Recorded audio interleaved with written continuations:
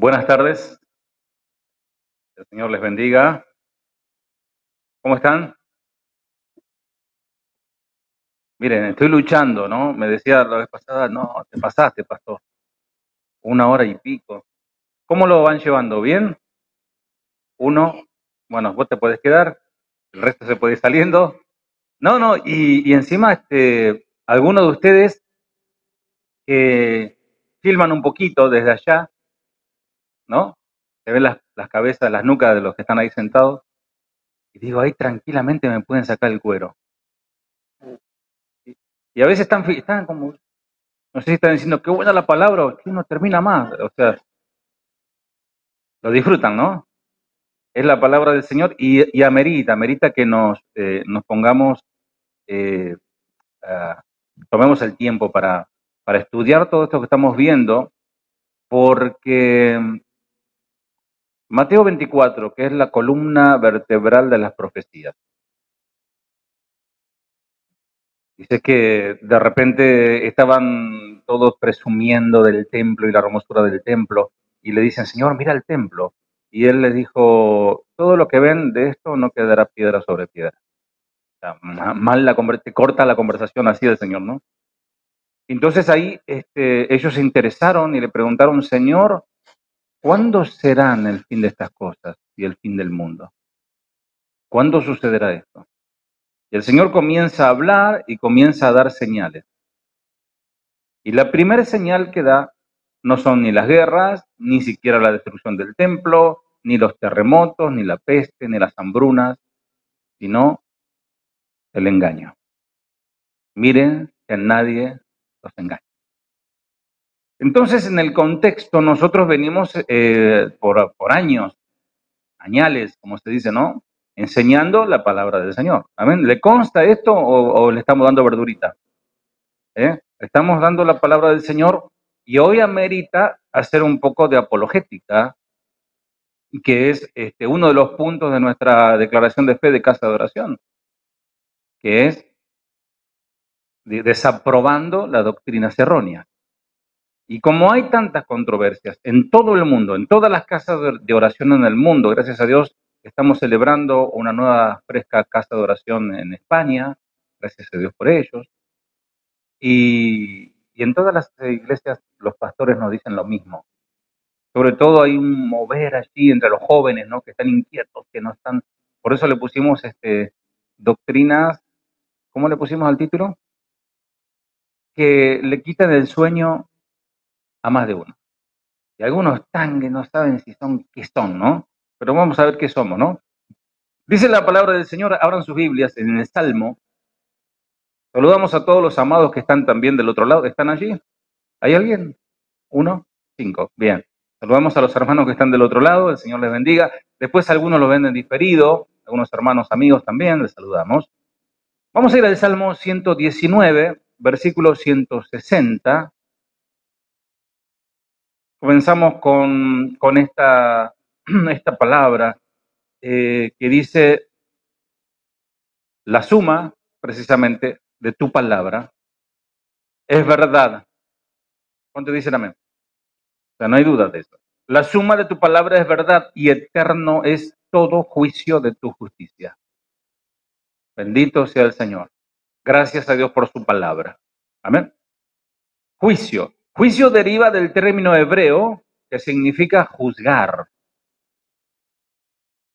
Y Dios ha dado decisiones que son advertencias, como si fueran las advertencias de un árbitro. ¿Viste? No sé si a alguno le gusta ver el boxeo, o algún tipo de disciplina deportiva, que hay un árbitro, pero digo el box porque generalmente el árbitro le dice no golpe bajo, le hace un par de señas, ¿no? Y entendió lo que le dije.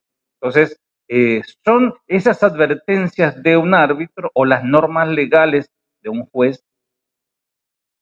Ha impartido Dios sobre lo que es una conducta aceptable, lo que Dios demanda del hombre. Y las acciones que recibirán su bendición por esta conducta. Dios es el juez supremo y sus decisiones establecen la justicia verdadera. Y para tener justicia verdadera tenemos que conocer al verdadero, y para conocer al verdadero tenemos que ir a la verdad, que es la palabra de Dios. Y ahí está la cuestión. Respiren profundo. Vamos a comenzar. En el nombre del Señor. Sé que algunos pastores amigos también están. ¿Qué va a decir no? Con respecto a este tema, que no se puede tapar el sol con la mano, no se puede evadir, porque está latente. Podemos hacer como que no pasa, pero pasa.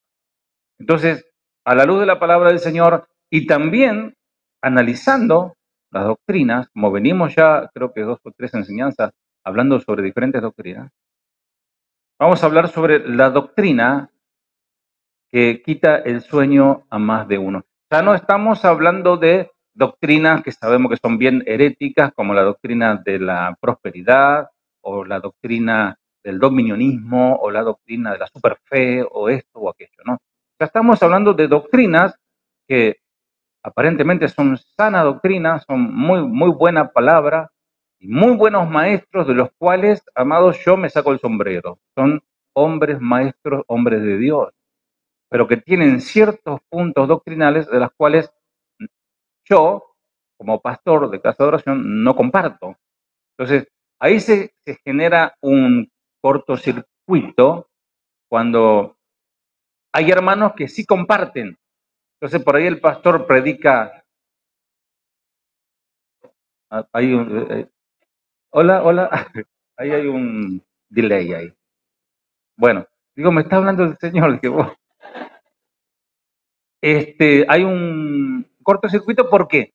Porque lo que dice el pastor no está de acuerdo con lo que él piensa. Bueno, vamos a ver. ¿Vamos a ver? Digan conmigo, vamos a ver. Amada iglesia, como principio de aprendizaje, quiero plantearles brevemente las diferentes corrientes teológicas en las cuales los cristianos evangélicos, vamos a decirlo con más puntualidad, están divididos, separados, respecto a dos escuelas fundamentales de doctrina para interpretar la salvación del hombre. Y aquí estamos tocando una doctrina fundamental. La salvación es fundamental. Uno puede tener ciertas discrepancias con que si la Santa Cena la hacemos una vez al mes o la hacemos cada 3 meses. Son cuestiones triviales, pero acá estamos tocando un tema puntual y fundamental como lo es la salvación. Estas dos escuelas, yo sé que algunos están muy ávidos de esto, saben lo que estoy hablando, otros no, otros lo van a aprender hoy y es muy bueno también eso. Por eso si vos sos de anotar, está bueno que tomes apunte. Estas dos escuelas están representadas por aquel pastor evangélico, podríamos decir, el pastor francés John Calvin, años 1500, número más, números menos, y el pastor holandés Jacobo Hammerson, o la latinización Arminio, Jacobo Arminio, 1560, un poquito más acá. Ambos son los teólogos que a través de los siglos no han podido unificar sus puntos de vista sobre un tema trascendental como es la salvación y como es la soberanía de Dios, porque ahí viene la división, la soberanía de... ¿Cuántos saben que Dios es soberano?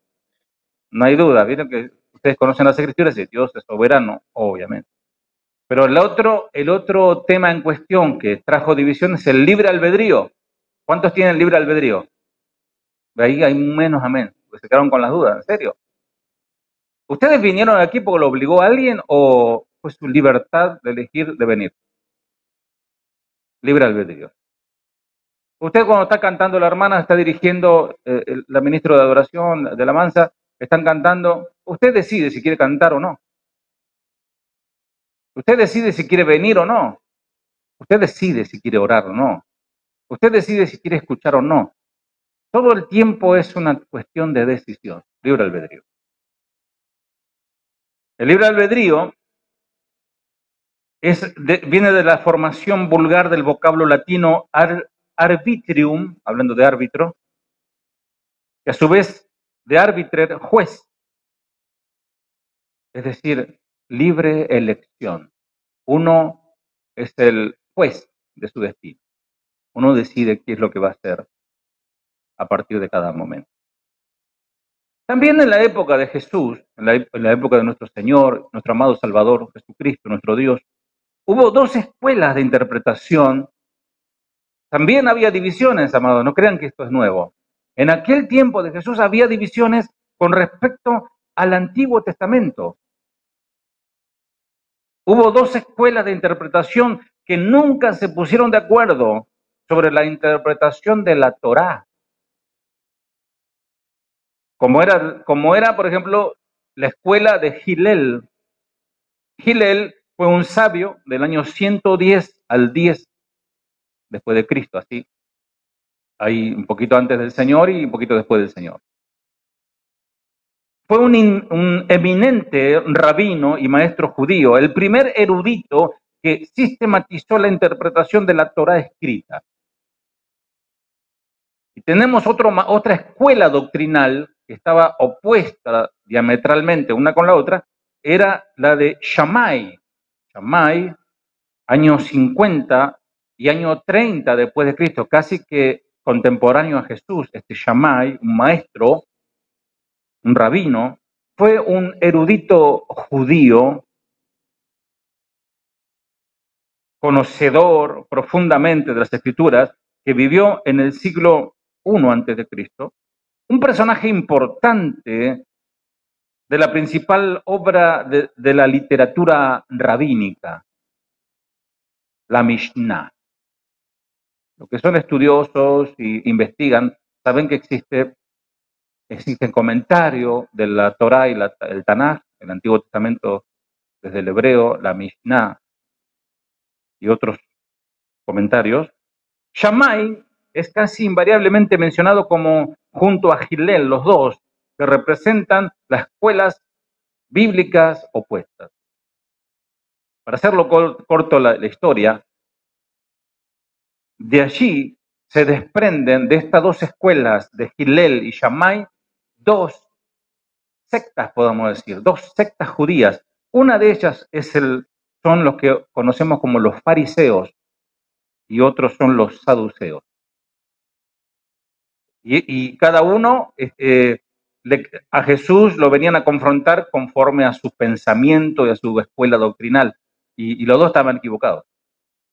Interesante, los dos estaban equivocados y Jesús decía la verdad. Entonces ahí es donde nosotros queremos apuntar a Jesús, no a esta escuela doctrinal me voy para acá o a esta escuela doctrinal me voy para acá. Amada iglesia, no es mi intención para nada traer confusión o debate con este tema que por siglos ha sido puesto sobre el tapete de la apologética evangélica, las discusiones teológicas, y el cual tiene apoyo por ambos lados sin llegarse a una conclusión final. Tiene muchos adeptos de ambos lados. Cada uno tiene su estructura bíblica muy, muy respetable. Y ahí es donde viene la cuestión. Tampoco debemos condenar a uno o a otro. No podemos nosotros andar condenando, ¿no? Vos sos calvinista, guácale, fuera de aquí. O vos sos arminiano, fuera, ¿no? No es nuestra función hacer eso. Porque el Señor amó tanto a fariseos como a saduceos, a los samaritanos, a los escribas, las prostitutas. Él amó a todos. Y si nosotros queremos ser como Cristo, debemos amar a todos, no importa su escuela doctrinal. Porque lo importante es vivir, a propósito, conforme a la voluntad de Dios. Y ser obedientes a las demandas de Jesús. Amén. Además, siempre he creído que nadie es poseedor de forma absoluta de toda la verdad divina. Como dijo el doctor y pastor Armando Alducin, cuando alguien dice que conoce todo de Dios, entonces Dios dejó de ser Dios. porque Dios es insondable. Dios es inalcanzable en su grandeza y su sabiduría. Conocemos un poquito lo que Dios permite que conozcamos, y a veces conocemos un poquito y ya nos creemos Maradona. ¿Sí? ¿Mm? Entonces, ahora creo que vemos a través de un velo oscuro o por espejo borroso. No vemos todo con claridad, pero cuando estemos con el Señor, veremos todo con claridad. Pero llegado ese momento, lo veremos. Veremos todo el consejo de Dios, entenderemos todos los temas que hoy, para muchas cosas están ocultas. Y esto será cuando el Señor se manifieste en gloria. ¿Cuántos tienen planeado ir con el Señor? Ya viene Cristo, señales hay. Yo me voy con Él, no sé vos. Antes cantaba un corito, dice, caminando voy para Canaán. Y si tú no vas, ¿qué me importa a mí? Medio, medio sectario era el corito, ¿no?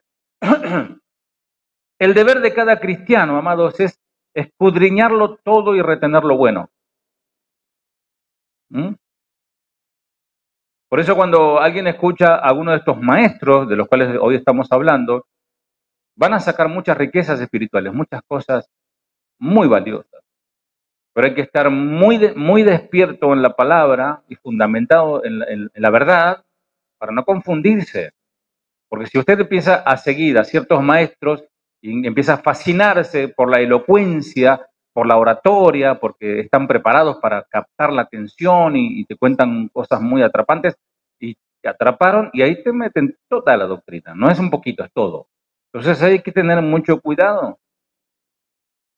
Yo aprendo mucho de estos maestros también. De hecho, he recurrido a materiales, mientras no toque esta doctrina, todo lo que sea Biblia está correcto lo que ellos enseñan.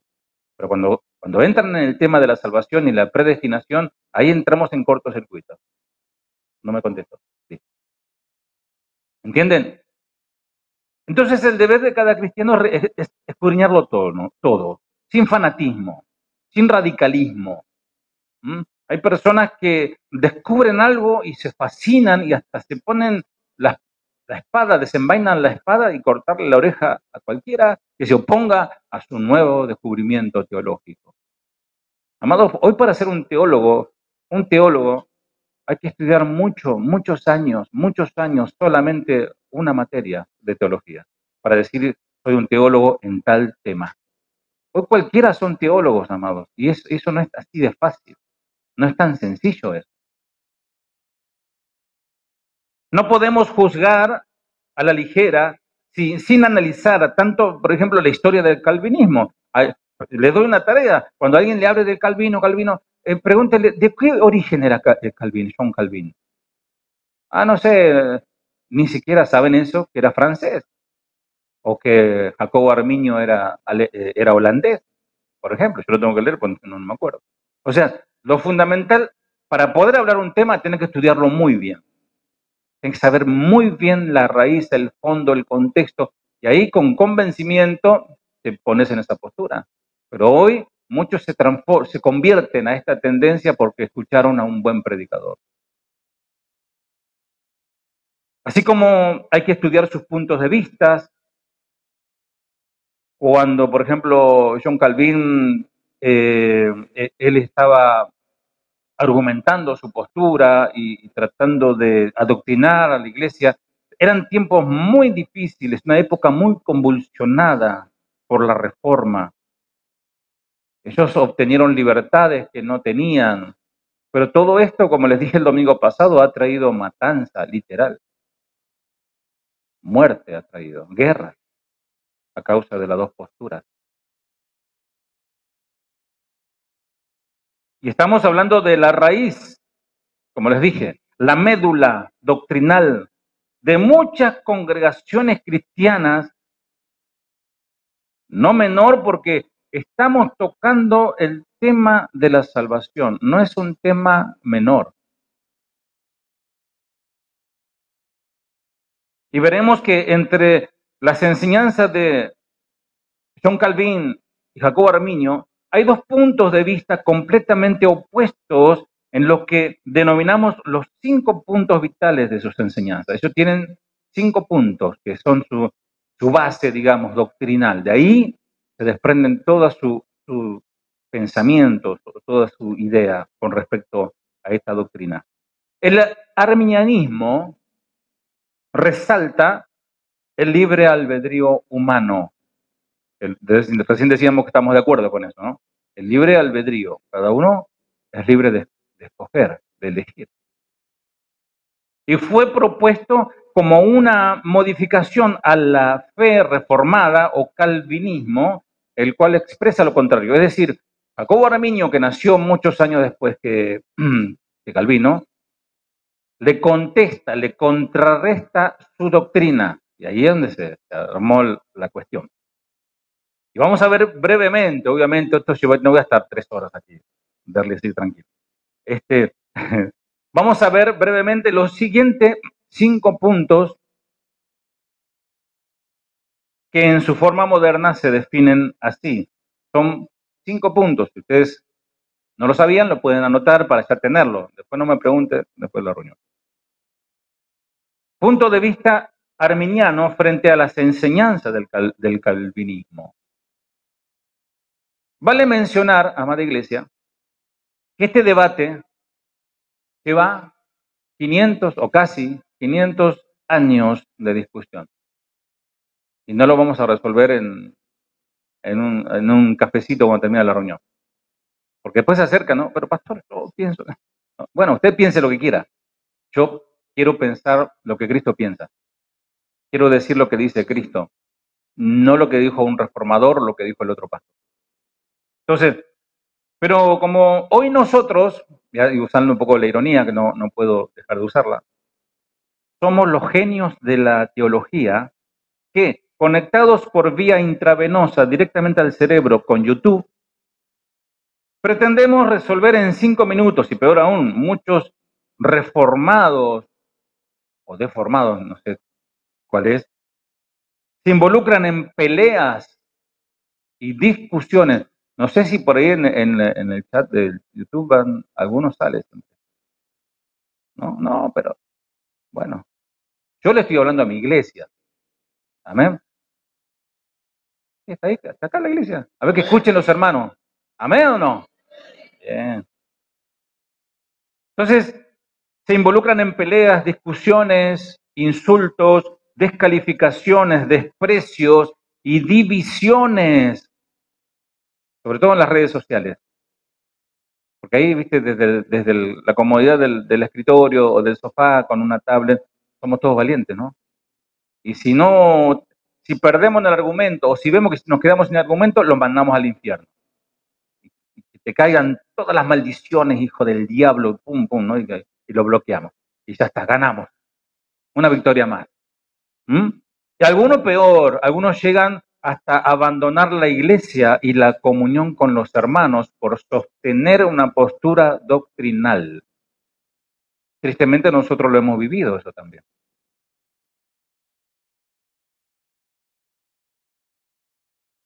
¿Alguien, por favor, que me pueda leer fuerte Romanos 8:30? Romanos 8:30. Brevemente vamos a ver un poquito ese texto.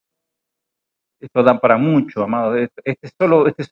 Solo este tema da para una serie bastante extensa. A ver quién lo puede leer. Romanos 8:30.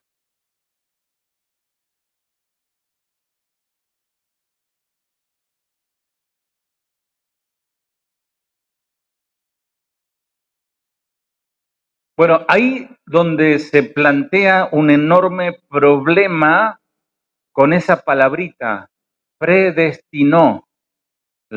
Algunos le llaman al calvinismo la doctrina de la predestinación. ¿Cuántos escucharon esto? ¿Pueden levantar su mano? ¿Sí? Entonces, esa palabra en español, en nuestro español de todos los días, predestinar es separar algo, ¿no? Para un uso. O sea, de antemano, bueno, yo preparo esta botellita para llevar agua a la iglesia, para tomar agua. Ya lo predestiné para eso y lo tengo ahí en la semana y cuando llega el domingo lo preparo, lo lavo un poco, le pongo agua y lo traigo. Ya lo predestiné para eso. Ya está para eso. Lo predestiné. Pero entonces dice, a los que predestinó también llamó, etcétera, ¿no? Entonces, esa sola palabra, solamente quiero tocar esa sola palabra, que la palabra predestinó está traducida del griego priorizo, con doble Z, que San Jerónimo del siglo IV, que él tradujo del hebreo y del griego la Biblia, que se conoce como la Vulgata Latina. ¿Alguien sabe de esto o leyó la Vulgata Latina por ahí? Es una Biblia que está con muchos errores, porque fue traducida al latín. Y uno de los errores que ha traído tanta confusión es esta palabra, priorizo, que priorizo significa llamar. Llamar significa invitar, significa convocar. Nada que ver con predestinar, que nosotros entendemos que predestinar es estoy predestinando esto para tal uso o para tal misión. Entonces ahí ya cae por tierra todo el pensamiento que se arma de esa palabrita, toda la doctrina de la predestinación. No, hermano, yo ya estoy predestinado. Entonces, como estoy predestinado ya para ser salvo, yo haga lo que haga, no importa. Ya estoy predestinado para salvación. Y Dios, como no puede mentir, no se puede volver atrás. ¿Por qué me predestinó? Entonces lo ponen a Dios en un nudo que como que no puede salir de eso. Él mismo dijo lo que predestinó.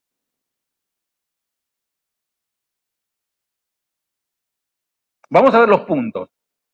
5 puntos doctrinales, fundamentales. Vamos a ver el lado A, que sería, en este caso, el arminianismo, los 5 puntos de ellos, y vamos a estar anotando los versículos, porque son varios, así ganamos tiempo.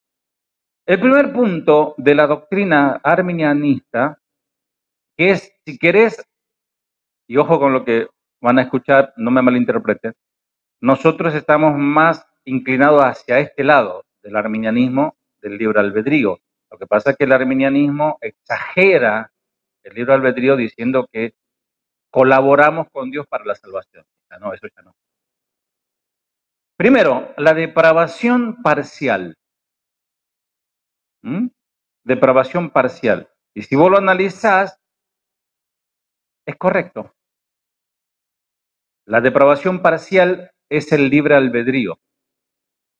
Entiéndase, libre albedrío.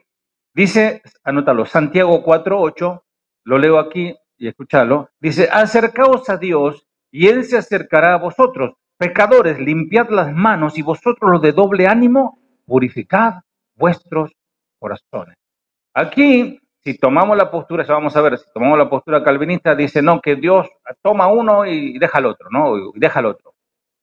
Pero aquí está diciendo, acercaos a Dios y Él se acercará a vosotros. ¿Quién da el primer paso? Nosotros. Si querés ser un teólogo más profundo, bueno, el primer paso lo dio el Señor porque Él tuvo que morir en la cruz para que esto pueda ser real.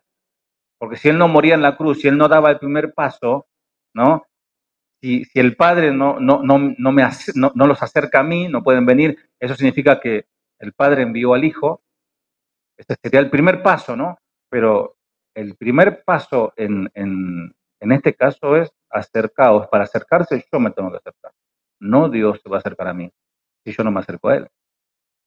Segundo punto, elección condicional. Sería el segundo punto, la elección condicional. Y vamos a tomar Hechos 16:31.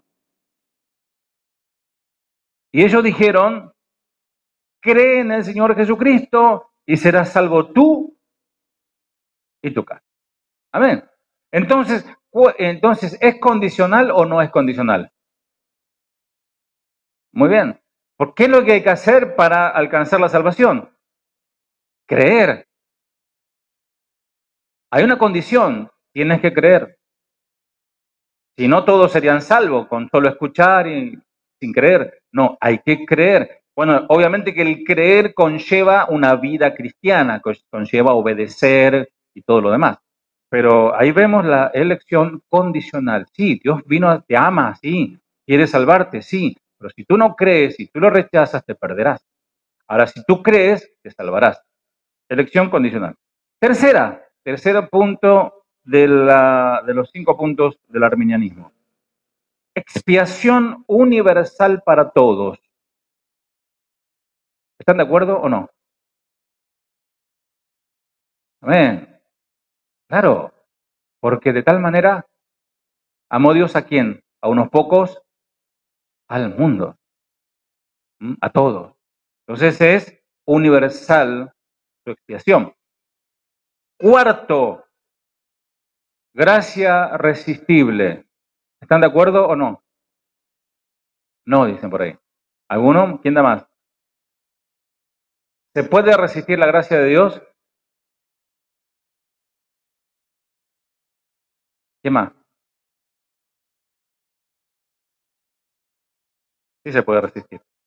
Jerusalén, Jerusalén, que matas a los profetas y apedreas a los que te son enviados. ¿Cuántas veces quise juntar a tus hijos como la gallina junta sus polluelos debajo de las alas y no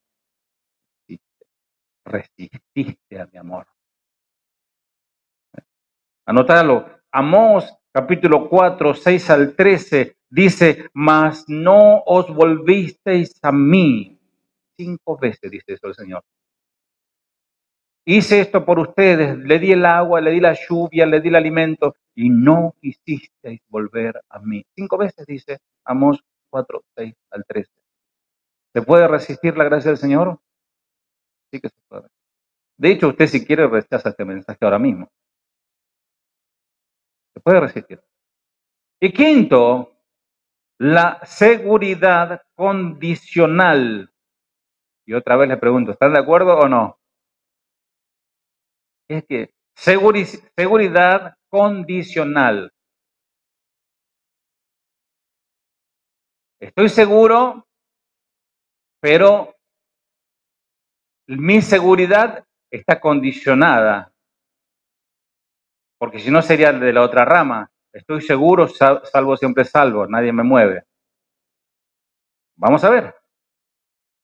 Dice, lo que leí primero está en Mateo 23, 37, Jerusalén, Jerusalén, ¿no? Este texto que tomé es Juan 15, 6, que dice lo siguiente: el que en mí no permanece será echado fuera como pámpano y se secará y los recogen y lo echan en el fuego y arden. ¿Quiénes son los que se van al infierno? Los que no permanecen. ¿Quiénes tienen que permanecer? Nosotros. Dios es siempre fiel, Él no se retira, pero si nosotros lo abandonamos, es tema nuestro. Entonces, la seguridad es condicional. Estás seguro mientras permaneces. Ahí en Juan también habla de permanecer en la vid, permanecer, lo pronuncia como 6 o 7 veces, si no me quedo corto, ¿eh? El que permanece en mí, que permaneciere, el pámpano, unido a la vid. Si no permanece, será cortado y echado al fuego. Entonces, amado, ahí donde viene el dilema. Algunos están, no, pero yo estoy seguro de mi salvación. Amén, sí, claro que sí. Pero tenés que seguir permaneciendo ahí. Ahora vamos a ver los puntos de vista del calvinismo, que sé que algunos van a estar de acuerdo. Que resalta la predestinación. La palabra tulip, no sé si alguna vez lo has escuchado, es tulipán, en inglés es tulipán, es la palabra tulip la que utilizan ellos como sigla, es usada como acronismo para lo que llamamos la doctrina de la gracia. Ustedes ¿se acuerdan cuando les dije que iglesia que diga iglesia del reino, iglesia del dominionismo? ¿Se acuerdan que les dije? Cuando usted vea un cartel que diga la gracia y resaltan la gracia, seguramente tienen este tipo de tendencia doctrinal. Ellos, es una forma de abreviarla, el tulip, por sus iniciales en inglés, nada más, ¿no? Que significa algo místico. Justo cada inicial de la palabra conforma la palabra tulip. Por ejemplo, los 5 puntos calvinistas. Depravación total. Esa es la primera. Algunos están ávidos, ya saben lo que... Algunos ya conocen, quizás del otro lado lo conocen, pero no conocían la otra postura. Bueno, depravación total. Ellos citan Efesios capítulo 2, versículo 1, y dice, y Él os dio vida a vosotros cuando estabais muertos en vuestros delitos y pecados. Ellos argumentan y dicen, no, nosotros estamos muertos totalmente en pecado, no podemos, no hay nada bueno, nosotros somos depravados totalmente, no tenemos manera de acercarnos a Dios porque somos malos. Pero no hay forma de arrepentirse si no es que el Señor nos resucita, como Jesús resucitó a Lázaro, para que salga afuera, primero tuvo que resucitarlo. Ellos tienen ciertos argumentos para sostener su postura de que ningún hombre puede venir a Dios por voluntad propia. Segundo, elección incondicional. Ven que todo lo opuesto al otro, ¿no? Elección incondicional. Dice Romanos 10:20, e Isaías dice, resueltamente fui hallado de los que no me buscaban, me manifesté a los que no preguntaban por mí. Es decir, ellos argumentan, dicen, no, Él elige a los que Él quiere. Y punto. Como Él es soberano, Él elige y desecha a los que Él quiere. Designa o predestina a algunos para ir al cielo y a otros los predestina para ir al infierno. También citan Efesios 1:4, según nos escogió en Él antes de la fundación del mundo, para que fuésemos santos y sin manchas delante de Él. Amados, se citan todos estos textos, pero no se está tomando en cuenta de que Dios es Dios y que Él sabe todos los tiempos. Él conoce el tiempo pasado, el presente y el futuro. Entonces, Él ya sabe cómo vas a... Si vos permaneces en el Señor, Él lo sabe que vas a permanecer. Si vos partís de esta tierra, te vas con el Señor, o viene el Señor y nos vamos en el rapto, Él ya sabe que vas a estar saltando de alegría en las calles de oro. Él ya te ve ahí, porque Él es Dios, porque Él ve el futuro. Entonces, a veces citan estas cosas sin tener en cuenta de que Dios, su presencia, su presciencia, lo sabe todo. Tercer punto del calvinismo, expiación limitada para los escogidos. ¿Cuántos están de acuerdo con esto? Ninguno dijo nada, ni amén. Expiación limitada, así dice, ¿eh? Le doy chance para que usted pueda buscar en internet después los 5 puntos del calvinismo. Y va a ver que no le estoy exagerando, no le agregué nada. Expiación limitada para los escogidos. Y de hecho, ellos, lo he oído decir, el Señor murió en la cruz por sus escogidos, no por todo el mundo. Fuerte, ¿eh? Y ahí es donde entramos en, no. Estábamos bien, hermano, pero empezaste a decir estas cosas y no estoy de acuerdo, ¿no? Eh, Dios, sosteniendo esta línea doctrinal, esta lógica, Dios hace acepción de personas. Así que, querido amigo, ya no te puedo decir hermano, por más que te vi llorando, te vi cantando al Señor, te vi ofrendando un jugoso sobre, pero si no seas elegido, te vas para el infierno. Seguí viniendo si querés, la vas a pasar bien mientras estés con nosotros, pero acá los escogidos somos el resto. Vos, amigo, te quedaste fuera, seguí participando. ¿Te imaginás? Eso es lo que enseña esta doctrina. A ver, Elizabeth, léeme Elizabeth Peralta. Hechos 10:34, Gabriel va a leer Romanos 2:11, ¿sí? Esther, Bruno va a leer Gálatas 2:6 y Luis Palma va a leer Efesios 6:9. Repito, los agarré medio frío. Elizabeth va a leer Hechos 10:34, Gabriel Romanos 2:11, Esther va a leer Gálatas 2:6 y Luis Palma, pues hay otro Luis, Efesios 6:9. Vamos a empezar, a ver por Eli.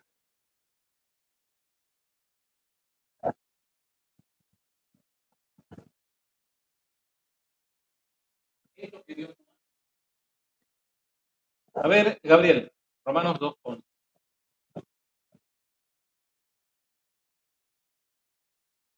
¿Qué no hay para... A ver, Esther, Gálatas 2:6.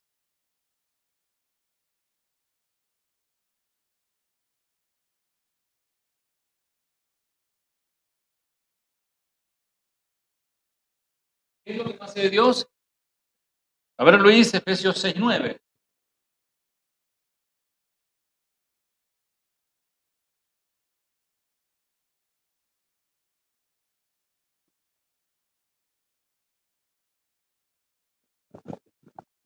Entonces, ¿qué vamos a creer? ¿Estos 4 textos de las Escrituras o el tercer punto doctrinal calvinista que dice que la expiación o la salvación es limitada para algunos? Cuarto, gracia irresistible. Suena muy lindo, la verdad que suena, ay, sí, sí, me sedujiste con tu amor y no, yo, aunque no quería saber nada contigo, pero como ya estoy escogido y, ¿no? Bueno, ellos citan Juan 6:44, cuando dice, ninguno puede venir a mí si el Padre que me envió no le trajere y yo le resucitaré en el día postrero. Amado, esto tiene una profundidad de este texto y está hablando de toda la obra de salvación. Que participó el Padre, participa el Hijo como el sacrificio y el Espíritu Santo convenciendo de pecado, justicia y juicio. Entonces, el mensaje de salvación se ha predicado a lo largo de estos últimos 20 siglos, el mensaje del Evangelio, y hay un gran porcentaje de gente que ha resistido a la palabra de Dios. Y los que no han resistido y se han reconocido pecador, ellos han alcanzado la salvación. Pero dice el Señor que no quiero la muerte del que muere. Él no lo quiere. ¿Y cómo se contradice Dios? No como diciendo que Él no quiere algo, pero a la vez sucede. Bueno, seguimos. El último punto, el número 5 del tulip. Perseverancia de los santos. Muy interesante. Perseverancia de los santos. ¿Cuántos de ustedes han conocido personas, si pueden levantar su mano, cuántos de ustedes han conocido personas que estuvieron en el Señor, eran inclusive usados por Dios, hombres piadosos, mujeres piadosas, que hoy están en el mundo? ¿Conocen? Sí, hay varias manos levantadas, ¿eh? Y más, me han contado, no sé, algunos de ustedes me han contado que los mismos que le predicaron, creo que Luciano me contó, el mismo que le predicó a él está en el mundo. Vos me contaste, a vos, es otro caso también. El que te predicó a vos se fue al mundo. El que le dijo, no, tenés que buscar al Señor, arrepentir. Y lo convenció la palabra y él se fue al mundo. O sea que esa persona no perseveró. Toman como texto Juan 17:12. Dice, cuando estaba con ellos en el mundo, yo los guardaba en tu nombre a los que me diste, yo los guardé, y ninguno de ellos se perdió, sino el hijo de perdición, para que la escritura se cumpliera. Bien, obvio que hay mucho para decir, hay mucho para estudiar sobre todo esto, ¿no? Pero yo apelo, esto es un mensaje, no es un seminario, ¿no? No es un estudio bíblico, aunque lo parece, pero yo apelo a que el Espíritu Santo nos traiga revelación de la verdad y que analicemos, y esto es juzgar. ¿Saben lo que significa juzgar? Porque a algunos parece una mala palabra juzgar. Leía por ahí un meme que decía, juzgar, comentario popular, no me digas nada que quiero pecar tranquilo. No me juzgues, ¿no? No, hermano, no me juzgues. Porque la Biblia dice no juzguéis para no ser juzgados. Pero, amados, dice también el Señor que juzguemos con justo juicio. Cuando vas a comprar el tomate, las bananas o las manzanas, ¿qué es lo que hace la señora o el señor también que va a comprar? Que lo mandan a comprar, como a mí. Bueno, a mí me dan todo lo picado, todo. Lo abrí, hay una familia de gusanitos ahí adentro. Pero mi esposa va y se pelea. Yo no quiero ir porque, no, esto está... Y eso es juzgar. Juzgar es discriminar, es sopesar, es analizar. Entonces nosotros lo que estamos haciendo es juzgando. Cuando usted escucha una profecía, ¿qué dice el Señor cuando dice alguien dice una profecía? Debemos juzgar si es de Dios. No decía amén, amén, el otro está diciendo cualquier barrabasada, decía amén, amén, vas a conquistar las naciones, te dice, vas a ser multimillonario, vas a ser hermoso a partir de ahora, amén, amén. A todo decimos amén y no analizamos nada, ¿no? Estos profetas truchos que andan por ahí.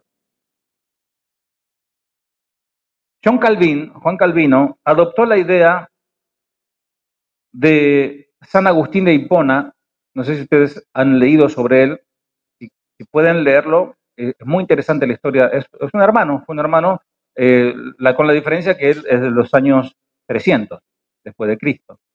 San Agustín, o sea que Calvino toma su postura doctrinal de San Agustín en este punto,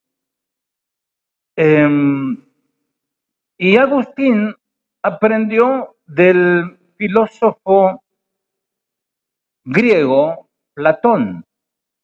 Platón, que ya es 360 antes de Cristo. Agustín 370 después de Cristo. Y Agustín, y Platón 360 antes de Cristo. Y John Calvin es del año 1500 de esta era. O sea, miren qué tremendo, ¿no? Entonces, uno toma del otro y el otro toma del otro. Y Platón, él básicamente, bueno, San Agustín tenía la postura de que el hombre es malo totalmente. No hay bueno en él. Bueno, sí, las escrituras dicen que no hay ni uno bueno. Pero también dice, no hay quien busque a Dios. O sea, el Señor no va a estar recriminando algo que no se pueda hacer. Es como decir a un ciego, acá, como si acá hubiese muchos ciegos, ¿no? O una congregación de ciegos literales. Yo digo, acá no hay nadie que quiera ver. Y no pudiera yo obligar a nadie porque es imposible que vean. Pero si son todos tienen visión, y le digo, no hay peor ciego que no quiera ver, ahí sí te estoy exhortando. Entonces cuando dice el Señor, no hay quien busque a Dios, está diciendo que hay posibilidad de que el hombre busque a Dios. San Agustín decía que no, que el hombre es malo y malo, como me decía el pastor Osvaldo Paiva, es malo. Y Platón escribió su libro, La República, que es la filosofía del conocimiento, el conocimiento dualista, un poco complejo el tema, ¿no? Pero él habla de un mundo de las ideas. Hay dos mundos, el mundo imperfecto, Platón enseñaba esto, el mundo de lo perfecto, que es el mundo de las ideas, el mundo espiritual, y el mundo de lo imperfecto, todo lo que es materia. Así lo dividía su filosofía. Y él tenía un desprecio por la materia. De hecho, vamos a ver al apóstol Pablo peleando ahí con los corintios, con la palabra, ¿no? No nos olvidemos que Pablo vivía en un contexto grecorromano, con una filosofía griega, y los corintios tenían ese pensamiento de, nada, en la carne no, podemos pecar, y ellos iban hasta a los prostíbulos, después iban a la iglesia a cantar coritos. Decían, no, nosotros con el alma adoramos a Dios, y con la carne hacemos cualquier cosa, total, ya está, la carne es lo peor, hay que dejarla que haga lo que quiera.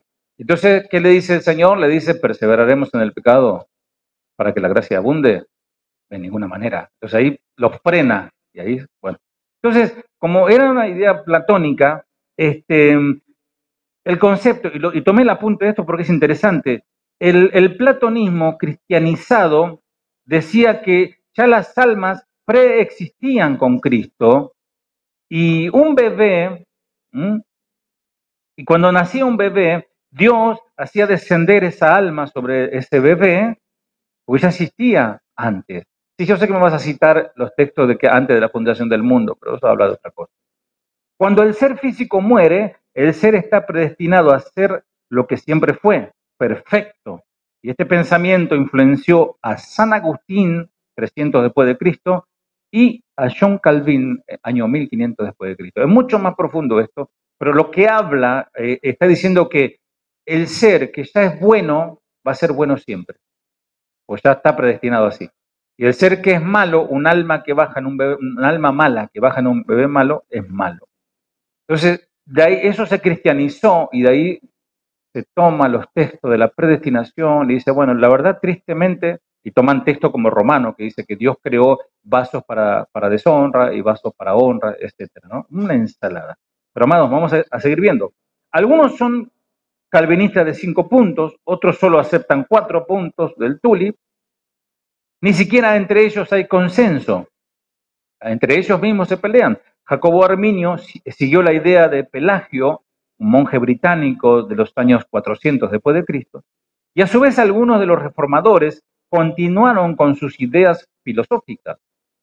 Ambos, calvinistas y arminianistas, leen la palabra de Dios y la interpretan basados en sus preconceptos de acuerdo, y escuchen esto por favor, a la idea filosófica o a la línea filosófica que ellos siguen. Hoy pareciera prevalecer el infantilismo que reinaba entre los corintios. ¿Y cuál era ese infantilismo? Y dice Pablo, quiero decir que algunos de vosotros dicen, yo soy de Pablo, y el otro dice, yo soy de Apolo, el otro dice, no, yo soy de Cefas, y el otro dice, no, yo soy de Cristo. ¿Acaso Cristo está dividido?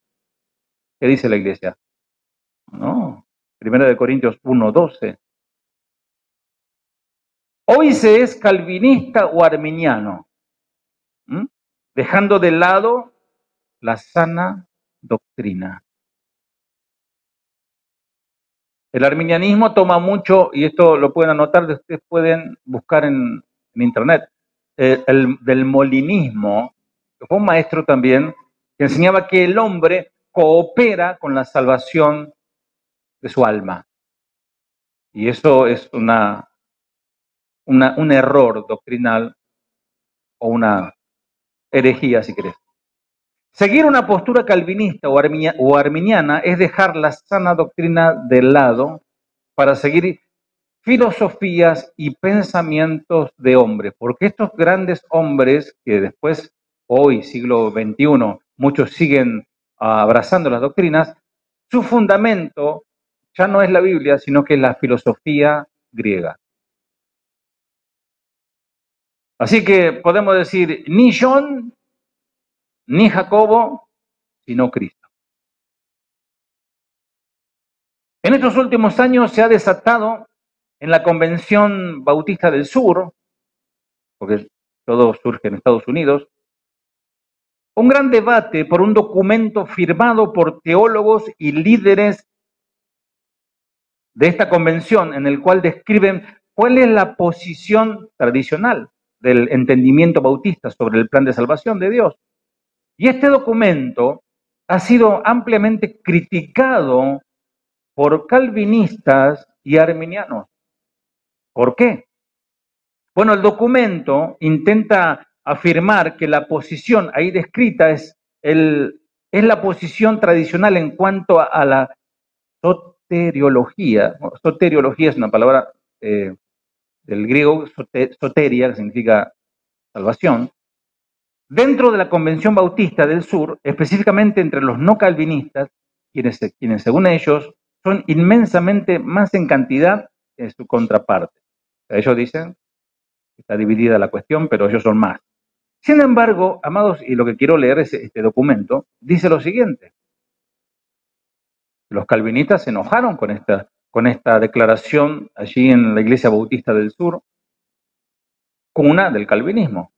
Nosotros negamos que el pecado de Adán resultara en la inhabilitación del libre albedrío de cualquier persona o que le haya hecho culpable antes de que esa persona haya pecado personalmente. Están diciendo claramente que cada uno es condenado por su propio pecado, no por el pecado que ya viene en nosotros predestinado. Mientras que ningún pecador puede ser remotamente capaz de lograr la salvación por medio de su propio esfuerzo. Estamos de acuerdo con eso. Decimos que un pecador es salvo en respuesta libre al llamado del Espíritu Santo a través del Evangelio. Y esto es correcto, pero vean, amados, hasta ellos mismos están en desacuerdo. Uno cree que esto está dividido así, ¿no? Un lado y el otro. No, entre ellos mismos hay subdivisiones, un mar de vientos de doctrina.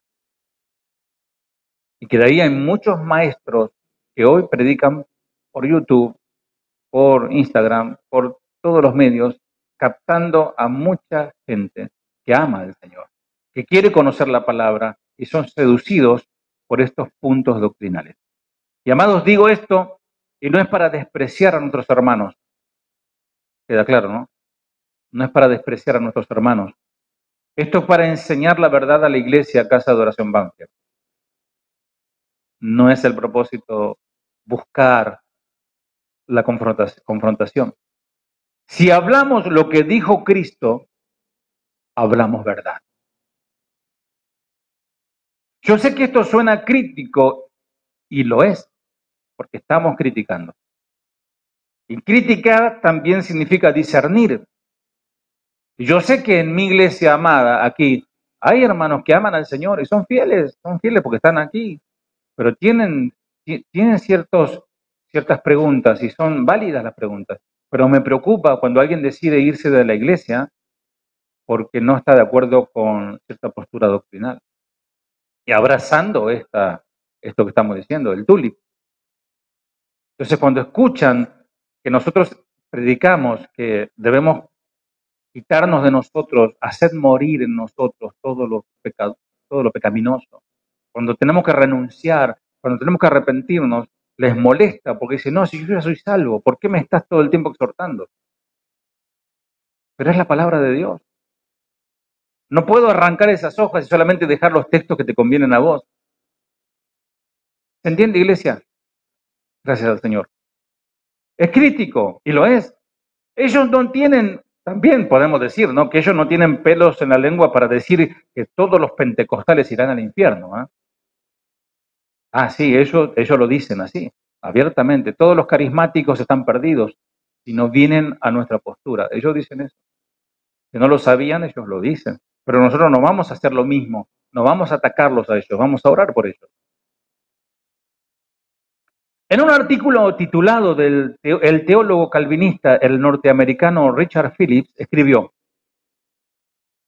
es cuando te das cuenta de que incluso tu fe es la obra de la muerte salvadora de Cristo para ti, por la voluntad electora, ahí va esa palabrita, por la voluntad electora del Padre, aplicada por el Espíritu, que conoces la base sólida sobre el cual se encuentra tu salvación. Puedes hacer descansar tu corazón en la gracia soberana de Dios y comenzar a esperar una eternidad de gloria en el reino al que ahora estás llamado, perseverancia de los santos, llamado a servir. Wow, si yo te lo digo esto con un violinista de fondo, un tecladista de fondo, te pones a llorar. Sí, sí. Se escucha muy poético, amados. Muy poético, muy bonito suena. De hecho, da la impresión de que los calvinistas son personas plenamente seguras de su salvación. Pero el pastor Phillips no es el único que presume de la supuesta seguridad que se obtiene a través de la doctrina calvinista. Un conocido pastor, calvinista también, publicó en cierta ocasión el siguiente mensaje por vía Twitter. Así es en inglés de acá. Twitter. Pues yo escucho que dicen Twitter. Y este hermano en Cristo dice así en su cuenta de Twitter: me quedé dormido tranquilamente, confiado de que seré un creyente por la mañana, no por mi libre albedrío, sino por la gracia de Dios. ¿Cuántos dicen amén? Tengo miedo que alguno diga, bueno, ¿qué quiso decir con eso? Bueno, indudablemente era un ataque obvio y directo contra la otra postura y aquellos que rechazan las presuposiciones calvinistas. Sin embargo, dicho comentario está fuera de lugar. Si bien los arminianos creen que la voluntad juega un papel en continuar confiando en Dios y seguir creyendo en Él, no es correcto sugerir que los arminianos creen que la voluntad es el único factor. Nuestra voluntad, o sea, nuestro libre albedrío, debe estar continuamente empoderada y habilitada por la gracia de Dios, que podemos confiar en Él, no en nosotros. Obedeciendo y permaneciendo en Cristo, porque sin Él nada podemos hacer. Amén. O sea, ellos dicen, el ataque es, no, bueno, vos tenés que estar todo el tiempo ahí cuidando tu salvación. No, amados, es que nosotros hacemos nuestra parte y el Señor hace todo. Nosotros obedecemos y Él se encarga de todo. Aún de nuestros pecados, de nuestras debilidades, Él nos limpia, nos lava. Caemos y nos caemos, no estamos derribados a manos destruidos. Nos levanta de vuelta el Señor y seguimos caminando esta carrera hacia el Señor. Amén. Entonces, dice, yo soy la vid verdadera. Vosotros son los pámpanos. Sois los pámpanos, dice Juan 15. El que permanece en mí y yo en él, este lleva mucho fruto, porque separado de mí nada podéis hacer. Y el Señor nos está diciendo que estemos agarrados a Él. Pablo dice, asidos de Cristo, agarrados de Cristo. Porque si no, hubiese dicho, no, quédense tranquilo que el Señor los agarra y usted no los suelta más nadie. No, hay posibilidad de que yo me escape y me vaya de los caminos del Señor. Casualmente estaba escuchando estos días en la BBN, o casualidad o causalidad, y decía eso, que alguien, amado, se está seguro en Cristo, claro, pero si uno se aleja del Señor, se aleja de la palabra, se aleja de la oración, de la comunión cristiana, vuelve a los pecados antiguos y su alma se perderá. Porque va de mal en peor, no va a mejorar. Vean al que se apartó de Cristo. ¿Cómo está? ¿Mejorando o se mantiene ahí? No, va empeorando.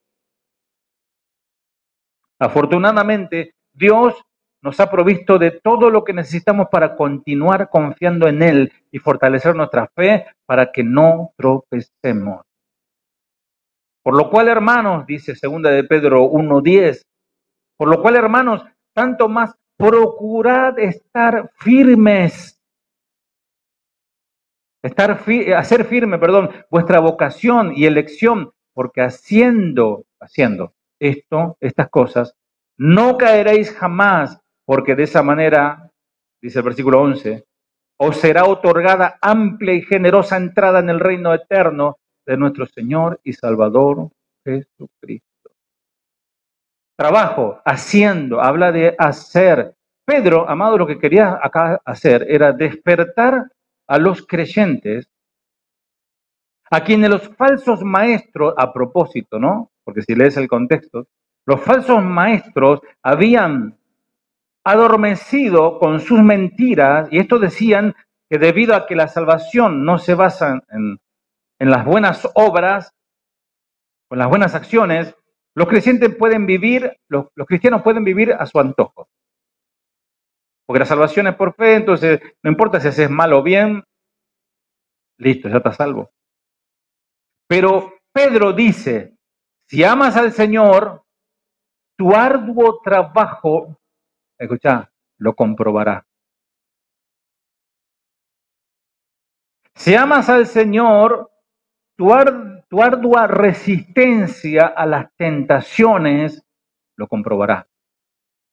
Si amas al Señor, tu ardua alejamiento o desaprobación de las falsas doctrinas y el encanto del pecado comprobará que estás en el Señor. Dice Pablo, cada uno pruebe a sí mismo, ¿no?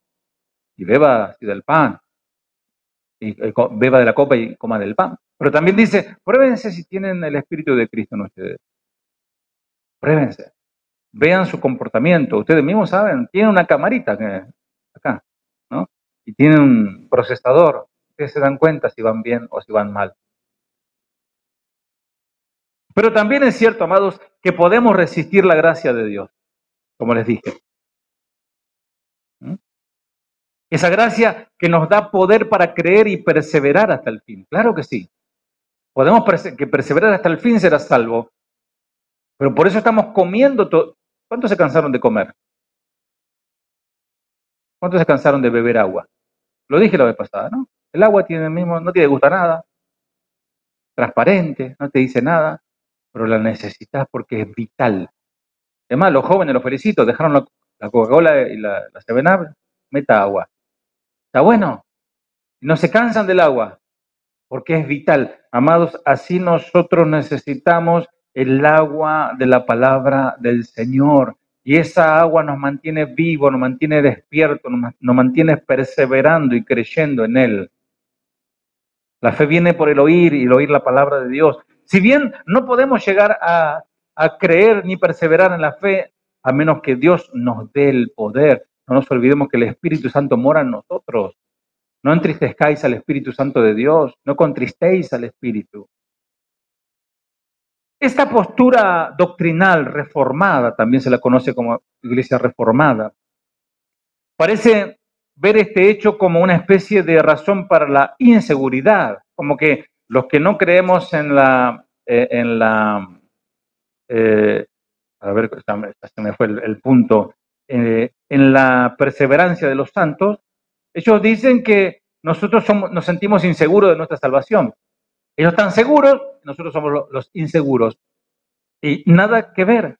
Amados, esto es similar a la seguridad que acompañaría cualquier relación que implique un nivel de compromiso. Por ejemplo, como pastor yo tengo un compromiso, predicarle la palabra del Señor. Y ustedes como Grey, como ovejas si querés, tienen otro compromiso, venir y asistir para escuchar. Es un compromiso mutuo. Entonces, mientras los dos cumplamos, todo va a ir como el Señor quiere. Ahora, por ejemplo, en el matrimonio, ¿cuántos están casados? Casados. Cada vez son menos, ¿no? Bueno. Es un excelente ejemplo. Reconozco que necesito proteger, que necesito cuidar mi matrimonio mediante las elecciones que hago libremente, decisiones que todos los días estoy tomando. Dichas elecciones fortalecerán esta relación o la debilitarán y la dañarán. Alguien dijo, ¿querés destruir a tu matrimonio? Es muy fácil. Deja de ser amable, deja de hablarle, deja de cuidarle, deja de amarle. Me es posible descuidar la relación matrimonial, incluso hasta el punto de la infidelidad. Sería presuntuoso suponer que tal cosa no fuera posible. Cuando los dos se casan y vienen acá y se vienen con carita de muñequito de torta, ¿no? Y ella toda hermosa, se le corrió todo el rímel, está emocionada, y sí, lo amo, lo amo. Ahí cuando se casan y dicen sí quiero, antes que termine, sí, sí quiero, sí acepto, pastor, apure, están enamorados, pero ¿quién puede garantizar que no haya una crisis? O que no haya un engaño, o que no haya un maltrato. Pues, pero sí podemos garantizar que si estamos en Dios, Él nos ayudará a que cada día nuestro matrimonio sea como Él quiere. Para eso necesitamos trabajarlo. No es automático, no viene con el certificado, listo, felicidad para todo, garantizada para todo el viaje. No. Puede fracasar. No vivo con miedo yo en mi matrimonio. No vivo con el terror de la inseguridad de que mi matrimonio se rompa. Siempre pensando en cómo podría terminar o cómo podría fracasar. No, no, no. Ciertamente no me acuesto por la noche por temor a despertarme y ya que mi esposa no me ame más o que yo no la ame más. No. Esto es día a día. Así es la vida cristiana, amado. No estamos perdiendo, no estamos todo el tiempo pensando, ay, el Señor me va a desechar, ay, el Señor me va a condenar. No. Estamos todo el día trabajando para fortalecer esa relación con el Señor. ¿Piensan realmente los que proclaman esta doctrina que aquellos cristianos que abandonan la fe, como recién les pregunté, se van a la cama una noche como creyentes cristianos llenos de amor por el Señor y de repente se despiertan por la mañana como incrédulos con el corazón endurecido. ¿Piensan los calvinistas que pasa eso? Y ellos lo hacen fácil, ellos dicen, no, es que ese no es elegido. Estuvo adentro, pero no era de nosotros. Y toman esos textos, ¿eh? Es difícil, amados, incluso imaginar un caso así. Tal escenario presenta una forma bastante tonta, simplista y poco realista de hablar sobre alguien que tristemente abandona la fe. Y lamentablemente hay muchos casos de gente que abandonan la fe o apostatan de la fe. El camino hacia la incredulidad es gradual, como el descuido en el matrimonio. Llega un momento que uno, otro, le reclama y este sigue, llega un momento que se rompe. Es gradual, al menos hasta cierto punto, y generalmente implica muchas opciones en el camino. Pero por supuesto, dado que ellos rechazan la posibilidad de la apostasía, porque ellos no creen en la apostasía, ellos dicen, no, el que es salvo, no hay una apóstata. Pero el Señor dice que habrá apostasía. Y la apostasía, tomando el ejemplo del matrimonio, es como el divorcio. ¿Quién se puede divorciar? Solo el que está casado. El soltero no se divorcia. Entonces, la apostasía no es del incrédulo, porque el incrédulo ya es apóstata. Para hacerse apóstata, primero hay que estar dentro de la fe. Así que bueno, para ir terminando, todavía no termino, pero para dejarlos tranquilos, no sé cómo vamos. Ah, es tempranito. ¿Vamos bien, señor director? Falta una hora, perfecto. Decirle a tu lado, al que está a tu lado, te amo, despertalo, vamos. ¿Cuánto te amo? Decir.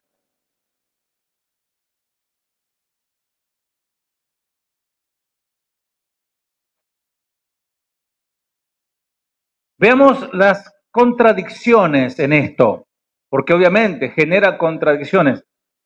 Nuestros hermanos calvinistas, porque tampoco vamos a demonizarnos, son nuestros hermanos con esta postura doctrinal. En última instancia, no pueden estar seguros de su salvación aquí ahora. ¿Cómo? Y sí. En primer lugar, porque solo los elegidos se salvan. Y ninguno de ellos puede saber aquí y ahora, de forma contundente, segura e incuestionable, que forma parte de dicho grupo selecto. Porque tal que sea parte de la fe, los otros van a decir, no, ese nunca estuvo, ese no estaba predestinado para el infierno. Entonces, esa persona, en cierta manera, está con cierto temor, porque se siente como elegido, pero a la vez no sabe todavía. Bueno, y en segundo lugar, porque aunque sabemos que Dios es soberano y suponiendo que Dios tiene todo garantizado para sus elegidos, según la propia doctrina calvinista, puesto que no podemos saber a ciencia cierta si pertenecemos o no al grupo de los elegidos, cada uno debe probarse a sí mismo y a los demás su pertenencia a dicho grupo por medio de una vida rigurosa y estricta. Pues la pertenencia de cada uno al grupo de los elegidos está condicionada a la perseverancia final, la cual ninguno de ellos puede garantizar. Hoy sí está dentro de la fe, pero mañana no sabemos. Mañana cae en pecado, una tentación cae, listo. Ya fue. Si cayere en algún momento de su vida, esta sería una señal inequívoca de que ese individuo nunca fue parte de los escogidos de Dios, sino que de los reprobados. Vamos, ¿te das cuenta cómo sigilosamente y sin darse cuenta son los mismos que abrazan esta postura doctrinal quienes terminan creyendo en sus propias obras que garantizan su elección soberana? Ellos mismos tienen que perseverar hasta el final para asegurarse de que son elegidos. Sin embargo, la palabra enseña que la garantía bíblica de la salvación no descansa en nuestro rendimiento, sino en la verdad del Evangelio, que Cristo murió por los pecados del mundo y en su promesa de que todo aquel que en él cree recibe el don gratuito e incondicional de la vida eterna. En este sentido.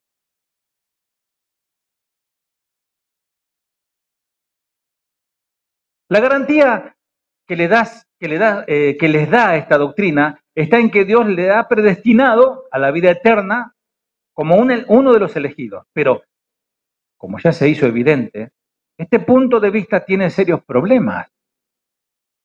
¿Cómo sabe esa persona que es uno de los elegidos que ha sido predestinado?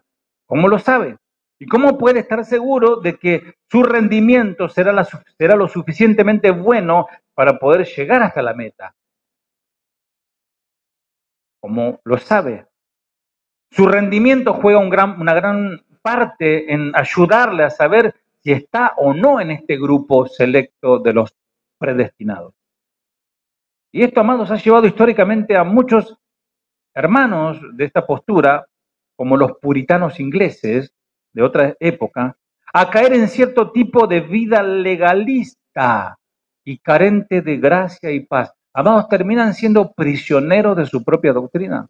Yo he hablado con varios pastores que me han dicho, hermanos que han salido y se han volcado a estos grupos, se volvieron tristes, secos, vacíos, pero llenos de conocimiento, pero vacíos, sin vida.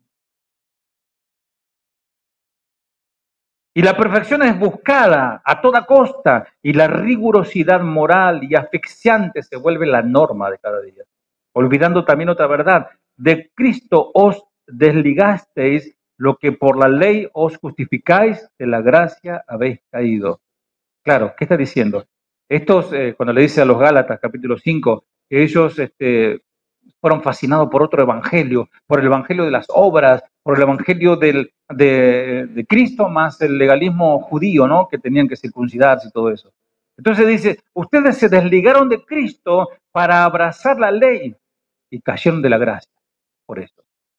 Tratar de adquirir la salvación por cumplir con las leyes de Dios solo causa la separación de Él. Porque la salvación se alcanza por medio de Cristo, el cual Él sí cumplió toda la ley. Nosotros no podemos guardar la ley, o si pretendemos guardar la ley, bueno, algunos grupos podríamos estar todo el año enseñando sobre doctrina. Están los judíos mesiánicos. Y ya abandonan la vida, digamos, goy, y ya se dejan la barba, y ya se ponen un posavasos en la cabeza. Y vi a uno que se puso agarró el mantel ese de hilo y ya estaba ahí y decía Shabbat Shalom, Shabbat Shalom. Decía. Bueno, ellos dicen que no, ni ahora prende vela los viernes, no, Shabbat no hace nada, no trabaja, bueno, lunes y viernes tampoco, a viernes. Entonces, en la nueva tendencia, ¿no? Las nuevas modas del judaísmo, llamados, eso es volver a la ley. Y eso es despreciar la obra de Cristo. Somos libres de la ley. Gloria al Señor. Bueno, para ir terminando. Hay mucho que decir, pero yo creo que se está entendiendo. Iglesia, no olvidemos de orar por nuestros hermanos de todo grupo doctrinal, por todos. Que el Señor traiga luz. Ellos usan Biblias también. Que el Señor les hable a través de la palabra. Para ir terminando, quiero plantear solo tres, de muchos cuestionamientos o inquietudes sobre la doctrina del calvinismo. Primero, el ser humano que no ha pedido nacer, ¿cuántos de ustedes pidieron nacer? Ninguno. Y nace, según esta doctrina, con la incapacidad total de hacer nada bueno, o sea, no es un bueno para nada.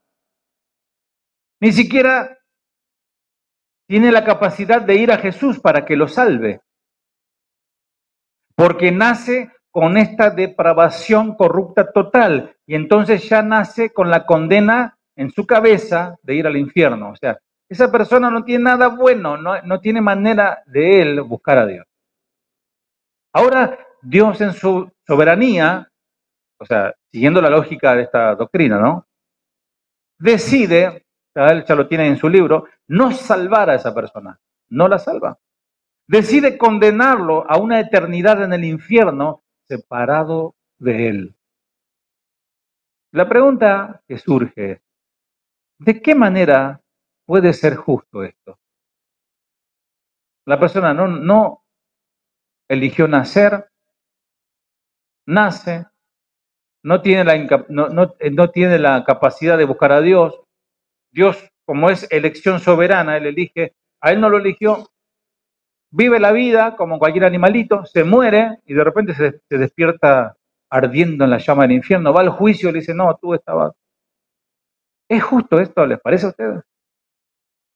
Bueno, John Calvin puede decir que la medida última de justicia le pertenece a Dios y no es lo que nosotros pensemos, porque Dios es soberano. Dice. Sí, Dios es soberano, amén. Pero ellos lo toman de una manera arbitraria, ese Dios soberano. Pero si nuestra forma de vivir la justicia tiene que estar basada en la forma, en ese Dios parcial que hace acepción de personas, no influye entonces para nada lo que nosotros leamos o lo que creemos de la Escritura sobre la justicia de Dios. No importa entonces vivir la justicia de Dios cada día, apartado del mal, del pecado. Da igual si la vivo o no, si total ya estoy condenado de por vida. Perdón. Sí.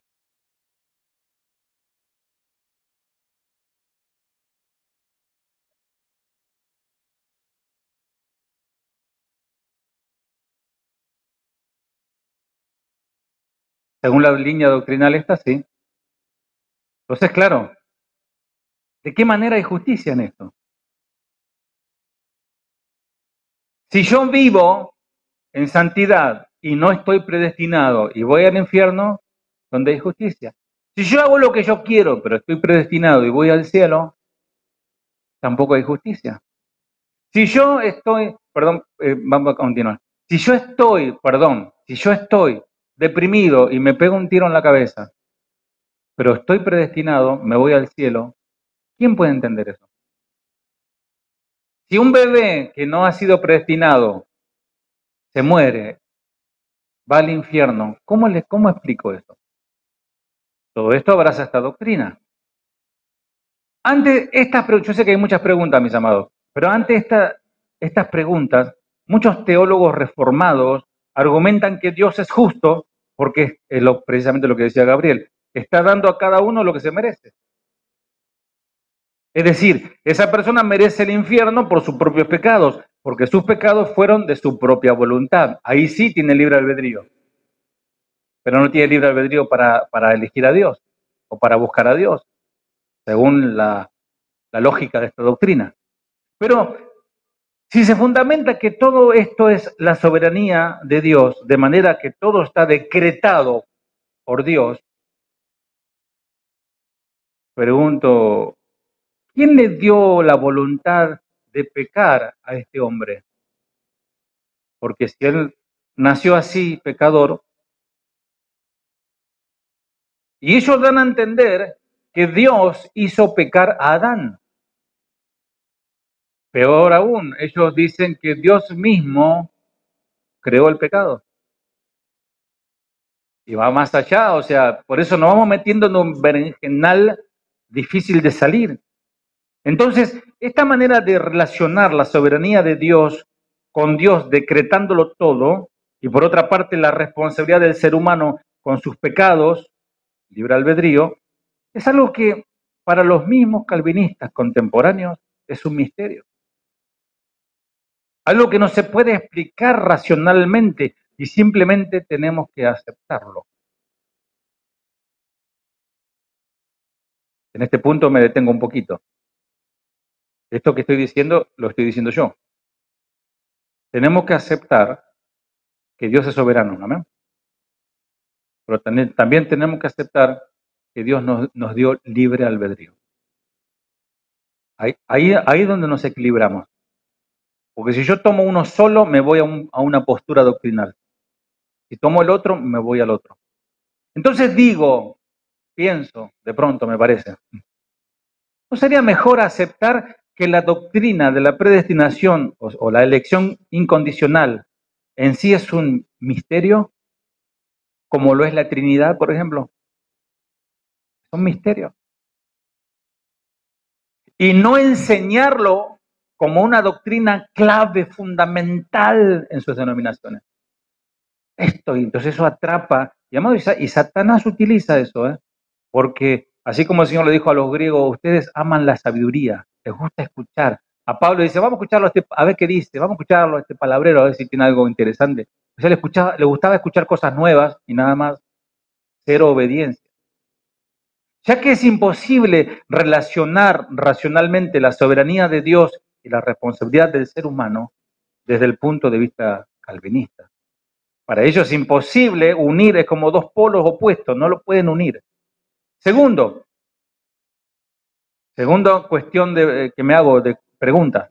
Si en los evangelios nos encontramos con un Jesús que nos demanda a nosotros, a los seres humanos, a su iglesia sobre todo, el amor incondicional para con todos, incluso para con los enemigos, me surge la siguiente pregunta. ¿Con qué autoridad Jesús puede exigir que amemos a todos si él mismo no ama a todos, según la perspectiva calvinista? Porque él ama a uno y a otro no. Evidentemente, si te manda al infierno, pues no te ama demasiado, ¿no? Si Jesús enseña que el perdón es un asunto esencial en la vida cristiana, ¿cómo puede el Señor exigirnos a nosotros perdonar a todos si Él mismo no ofrece perdón a todos, si Él murió por poquitos, por los elegidos? ¿No dice la Biblia que Dios no hace acepción de personas? Pero si Dios ama con un amor selectivo, como dicen ellos, ¿por qué nosotros también no podemos amar con amor selectivo? Y bueno, es cierto, y es verdad que hay ciertos grupos sectarios que se aman entre ellos nomás y después no aman más a nadie. Y tercero, y último, todos nosotros tenemos familiares o personas amadas que no han conocido a Jesús. Y levanten su mano, ¿quiénes tienen a alguien que quiere que el Señor los salve? Todos, amén. Bueno, ¿debemos orar por la salvación de ellos? Aunque estemos seguros de que nuestra oración no va a cambiar nada, ni va a influir en el decreto soberano de Dios de su elección incondicional. No sé ahora. A estos hermanos, ya ni quiero mencionar más, ¿no? Pero estos hermanos de esta postura responderán que la oración es un mandamiento. Amén, sí. Y entonces, mi otra pregunta es, ¿lo que motiva nuestra oración tiene que ser solamente por obediencia? Porque ellos dicen, bueno, vamos a orar y que sea lo que Dios quiera, pero no pierdas el tiempo, vamos a orar por obediencia nomás. Como dijo, no te voy a amar, pero por mandamiento. La verdad no te banco, pero te voy a amar por mandamiento. No, no, no, no es así. No, no. Amados, no tiene sentido esto. ¿No debería motivarnos a nosotros el amor y la compasión por las personas que necesitan a Jesús? O estar preguntándole, Señor, ¿será que mi tío, si es predestinado, sálvalo, Señor? Si no, bueno, que se vaya al infierno nomás, que lo merece. ¿Así vamos a orar? No, amados, me gusta esa expresión, pasión por las almas. El Señor oró y lloró por Jerusalén, dice, los veo como ovejas sin pastor. Y él sabía que muchos se iban a perder a causa de los malos pastores, pero a muchos él salvó. Y la misma inquietud presentaría en cuanto a la predicación del Evangelio, porque para las iglesias calvinistas la predicación es importante, es un mandamiento muy importante. Ellos se sienten muy privilegiados de ser parte del plan de Dios y de dar a conocer la salvación. Ellos dan mucho énfasis a las enseñanzas, a la doctrina de ellos, ¿no? Y hablan sobre los elegidos. Les cuento una anécdota, y esta es una anécdota de primera mano, de un pastor que conocí, en el norte de Argentina, que él dijo, calvinista él, ¿no? Obvio, él dijo que no se preocupa por evangelizar, que no se preocupa por salir a la calle, a invitar a la gente a la reunión o predicar el evangelio. No, no, porque los elegidos llegarán solitos a la iglesia. Ustedes son puros elegidos. El que no vino, fíjese, el que no vino, ese se va al tacho. Pero ustedes son todos elegidos. Amados, no, no, no, no. Ellos toman ese texto, dice que el Señor añadía cada día el número de los que van a ser salvos, pero amados, nosotros debemos predicar y el Señor quiere salvar a todos. Él quiere salvar a todos. ¿eh? Y ellos predican por obediencia, pero nosotros deberíamos predicar porque es un privilegio. Entonces, no deberían de ser para nosotros la motivación, la misericordia, la compasión, de saber que por medio de nuestra predicación todos los seres humanos tienen la oportunidad de conocer a Jesús y salvarse. Amén. ¿No era esa también la motivación de Jesús en su ministerio? La compasión y la misericordia, dándole oportunidad a todo. El que lo rechazó, lo rechazó. Él amó, dice, amó al rico, que tenía muchas posesiones. Y se fue triste el rico porque no quería seguir al Señor a causa de sus posesiones. Pero dice que el Señor lo amó. No dijo el Señor lo odió y lo mandó al infierno. Lo amó. Amados, no tengo dudas que para todas estas preguntas y otras que hay un montón, hay respuestas de parte de ellos, claro, con textos bíblicos ahí rebuscados. Sin embargo, cuando se les hace este tipo de preguntas, los maestros reformados no saben qué decir o relativizan su respuesta. Amada iglesia, es por estas y varias razones por las que yo, Jorge Cabral, no comparto, no concilio con el punto de vista calvinista. Entonces, si vos sos un calvinista acérrimo, ¿no? Te gusta y te vas a sentir incómodo hasta el último día. Entonces nosotros aconsejamos a los hermanos, bueno, hermanos, ¿te conviene ir a una iglesia calvinista? No sé, ¿te gusta danzar? No, yo si no danzo, me seco. Cuando andás en una iglesia donde estén danzando. Pero acá no veas a las hermanas ahí dando su remolineando, ¿no? Por ahí se da algún día, no sé. Dios es soberano, amén. Pero, amados, ¿saben qué? Yo no voy a cambiar mi postura bíblica. Entonces, si vos estás luchando, diciendo, no, y peor aún, estar al otro tratando de convencerlo de tu postura, mientras estás en una iglesia que está en contra u opuesto a esta doctrina, va a ser un problema, siempre.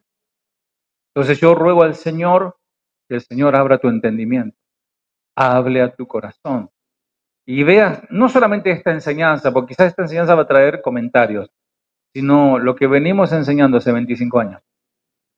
Y nunca nos enroscamos en estos temas. Pero amerita, estamos tocando los temas, Dios pues llevándonos a esto, y después vamos a hablar de otros temas más. Esta no va a tocar más de cerca a nosotros, pero necesitamos no saltear este punto. Entonces, yo no estoy de acuerdo.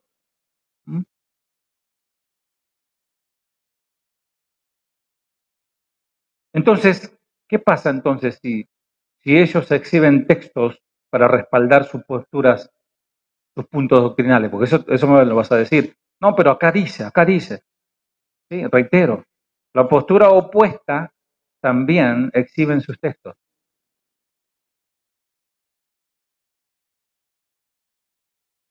Amados, sobre todas las cosas, creo que lo importante es decir de todo esto, que debemos buscar a Dios a través de la intimidad de la oración. Y la oración, hoy lo escuchaba al pastor Chuy en una conferencia que dieron, y decía la oración de 24 horas. No solo la oración de rodillas o la oración en tu tiempo, sino estar conectado con Dios las 24 horas del día, hablando en tu corazón con Él, hablando con Él, cantándole al Señor, citando una palabra, 24 horas al día, esa intimidad. Buscar a Dios en la intimidad, en la lectura responsable, no abrir la Biblia ahí como el horóscopo, a ver qué Dios me dice, no, lee la Biblia, y servirle al Señor con sinceridad de corazón, amando a los hermanos y manteniendo la paz con todos los hombres siempre, y no pelearnos por posturas que ni siquiera a veces conocemos bien. No caigamos en peleas destructoras, ni descalificando a esto o al otro, ni ofendiendo a nadie. Por eso dice Pablo a Timoteo, rechaza los razonamientos necios e ignorantes, sabiendo que estos altercados no conducen a nada. Segunda de Timoteo 2:23. No olvidemos que muchos de nosotros, ni siquiera, ni calvinistas éramos, amados. Algunos ni saben con qué se comía eso.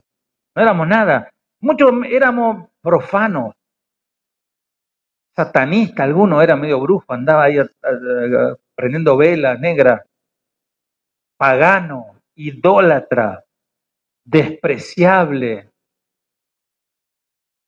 Y aquellos que amaron a Dios no se pusieron en modo jueces o en modo maestrulis a condenarnos o a discutir nuestras posturas, ideas que teníamos, sino que más bien nos mostraron el amor de Dios entregándonos el mensaje más poderoso, maravilloso e inmenso que el hombre jamás haya escuchado, el mensaje de la verdad, el mensaje de Cristo. Gracias.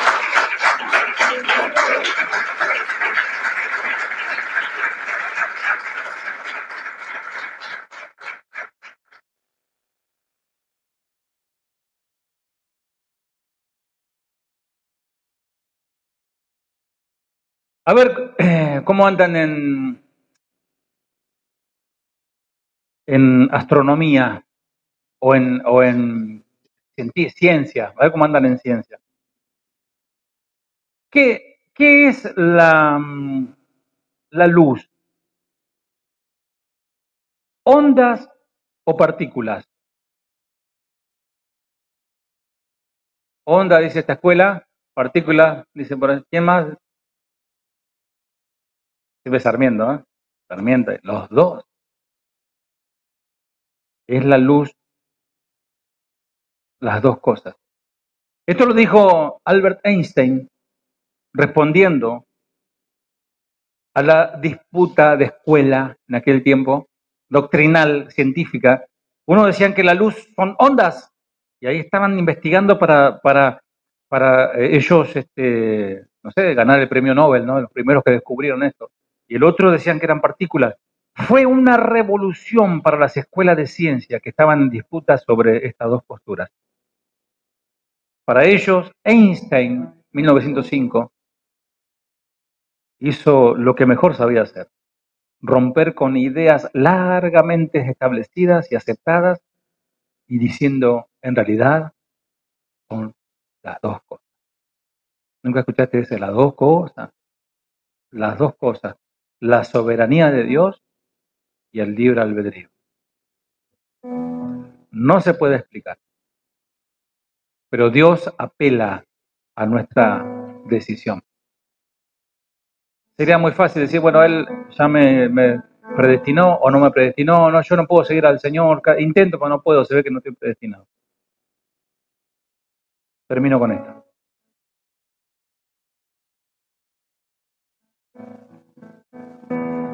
Se cuenta, y esto me lo contaron hace poco, y es muy de acá, porque pasó un caso real, pero digo así tácitamente para que nadie se dé cuenta.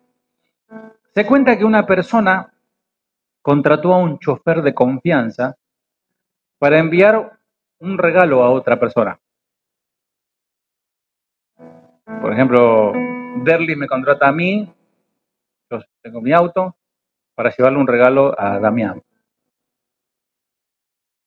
Entonces yo soy el chofer y le pregunto a Derlis, ¿para quién es este paquetote que estás mandando? Y él me contesta, es para Damián. Y yo le digo, ¿para qué lo haces? Que Damián no se mala costumbre de recibir tantos regalos. ¿Qué sentirías vos, Damián? ¿No? ¿Y vos cómo te sentirías? Bien mal, ¿no? Entonces esto es un caso real, la verdad me sorprendió cuando me lo contaron, porque, o sea, vos estás siendo mezquino y egoísta con la generosidad del otro. Pues ni siquiera vos, yo jamás te iba a hacer un regalo, pero tampoco quiero que él te regale. Entonces, exactamente lo mismo están haciendo muchos maestros de la Biblia con estas doctrinas, con el don, el regalo más grande que Dios le da al hombre. Le están negando a todos la salvación que Dios está ofreciendo a manos abiertas. Decían, no, para ustedes no es el regalo, solamente para los elegidos. Abrí tu Biblia, por favor. Abrí tu Biblia. Último texto de la tarde. Juan capítulo 3, versículo 16.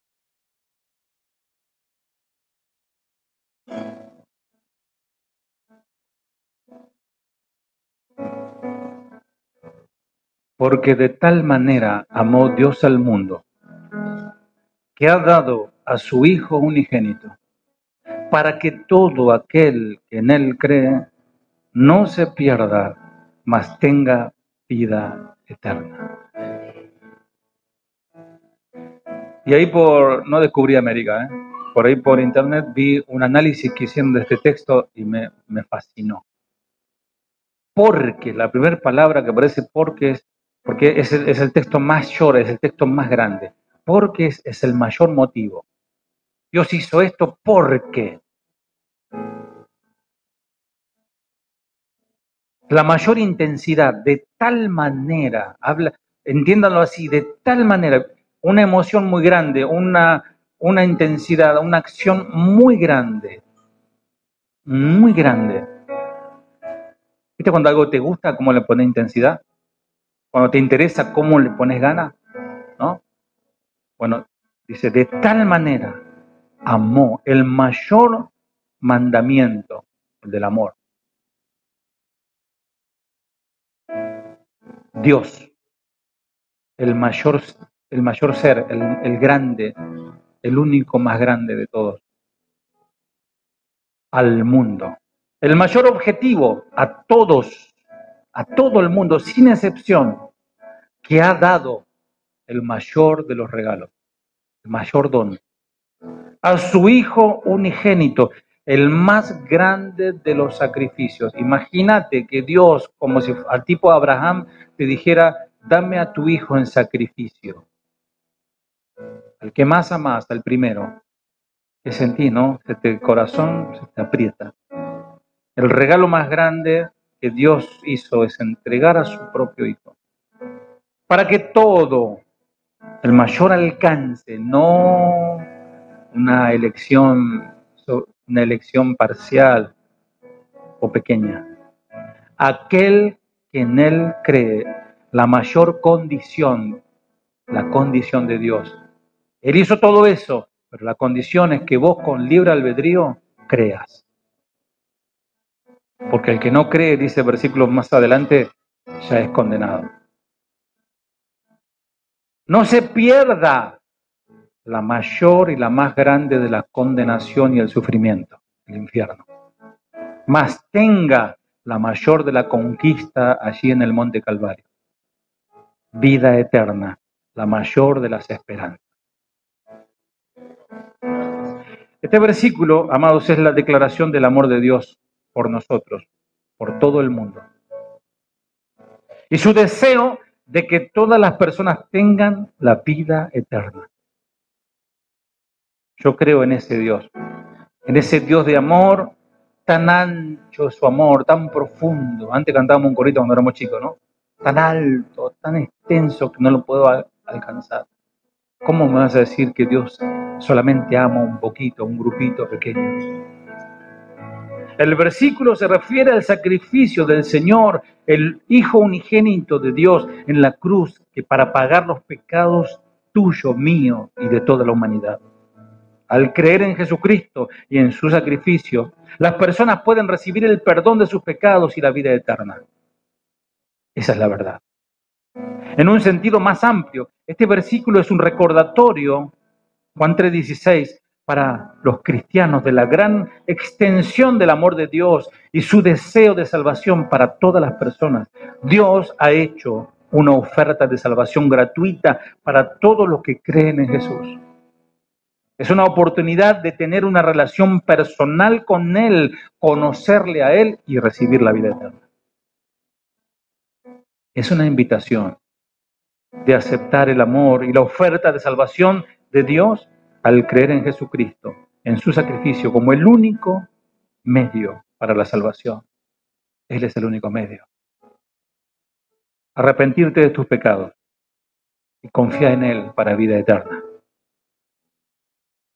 Es un versículo poderoso, iglesia, que nos recuerda el amor de Dios por todos sus deseos de salvación para todas las personas. Y nos está invitando a aceptar este ofrecimiento. La palabra oferta por ahí suena como baratija. No fue barato, costó su sangre. Es un ofrecimiento para creer en Él. Te animo, te exhorto, que si no has dado tu vida al Señor, quizás venís congregándote hace un tiempo aquí, pero todavía no reconociste que necesitas que el Señor te salve, que te perdone de tus pecados. Yo te invito a que lo hagas, que cierres tus ojos. Iglesia, cierra tus ojos. Hoy es día de salvación. Si estás del otro lado y estás escuchando también, te invito a que rindas tu vida al Señor, que te arrepientas de tus pecados, que le digas al Señor: Señor, sálvame, líbrame de la muerte eterna, Señor. Lávame con tu sangre. Me reconozco pecador, Señor. Me reconozco, Señor, malvado, enemigo de la cruz. Pero hoy, desde mi voluntad, con ese libre albedrío que me diste, puedo venir a tus pies y decirte, acercarme a ti para que tú te acerques a mí. Orar al Señor con tus palabras. Decirle: Señor, perdona mis pecados. Sálvame, Señor. Límpiame de mi maldad. No quiero seguir viviendo esta vida, Señor, de miseria, de vacío en mi alma, en mi espíritu. Lléname de ti, Señor. Salva las almas, Señor. Si alguno de mis hermanos ha estado alejado, Señor, en su corazón y también necesita reconciliarse contigo, este es el momento. Este es el día, entendiendo que el Señor te da la oportunidad desde de tu voluntad decirle: Señor, perdóname. Una vez más, Señor, perdóname. Recíbeme como tu hijo, Señor. Como dijo aquel hijo pródigo: Señor, aunque sea como uno de tus jornaleros, hazme, Señor. Y tú honraste a ese hijo joven y lo pusiste en honor. Señor, así tú abrazas a aquel que viene arrepentido, Señor. Padre, y a toda la iglesia, Señor, oramos, Señor, pidiéndote perdón por nuestras faltas, nuestros pecados, nuestros errores. Quizás el amor se ha enfriado en nosotros. Tengo contra ti que has dejado tu primer amor. Vuélvete de donde has caído y vuelve a comenzar. Yo soy el que visito, dice el Señor. Yo soy el que visito mi iglesia, conozco las obras de cada uno de ustedes. Sé las cosas buenas que haces, pero también sé muchas cosas malas que haces y muchas cosas buenas que has dejado de hacer. Señor, bendice tu iglesia, Padre. Bendice a mis hermanos. Bendice, Señor, a los pastores, a los ministros, a los maestros, a los evangelistas, Señor. Bendice, Padre, a los siervos, Señor, que puedan hablar tu verdad sin temor en este tiempo de tanta confusión, tanta oscuridad. Tú vienes pronto a buscar a tu pueblo, Señor. Que nada impida, Señor, ver la verdad. Que nada empañe nuestra visión para poder ver la verdad. Gracias, Señor. En el nombre de Jesús. Amén. Amén. Fiel es Dios, que no nos dejará ser tentados más de lo que podamos soportar. Fiel es Dios, que no nos dejará ser tentados más de lo que podamos soportar. Gracias, fue solo por tu gracia que me sustentó y me abrazó en mi dolor. Fue tu gracia. En la tentación me diste la salida, vi un nuevo color de tu amor que me liberó. Fue tu gracia.